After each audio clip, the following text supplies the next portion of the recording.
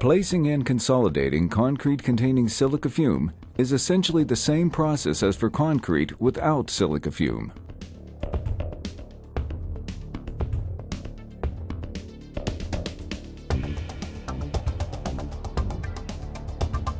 Silica fume concrete is delivered to the project site in conventional concrete trucks and easily pumps into place.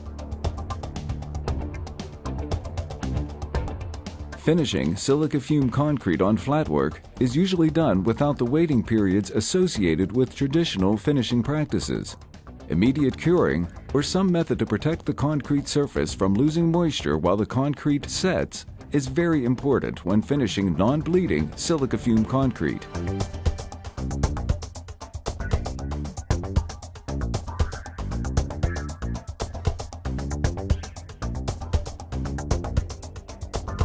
Normal labor and placement tools are used to bring the concrete to the proper grade and depth during placement.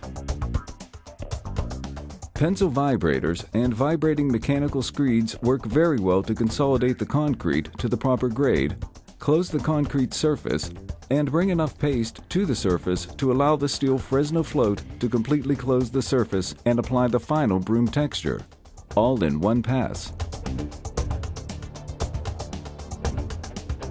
Steel finishing tools like the Fresno work best. Wooden bull floats are normally avoided. They tend to rip instead of close the concrete surface.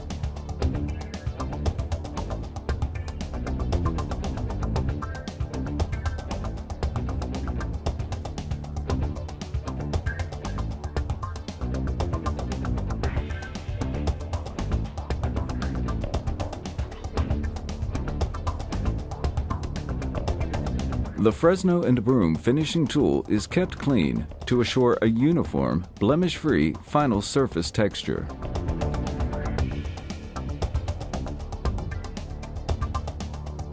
To control the degree of texture, the broom bristles are angled, and the bristles paint the texture on concrete surface without rolling up aggregate. An eco-friendly, wax-based, DOT-approved curing compound is an excellent material for preventing surface evaporation of the freshly placed concrete. The curing compound is being applied immediately after the final broom texture to prevent any moisture loss.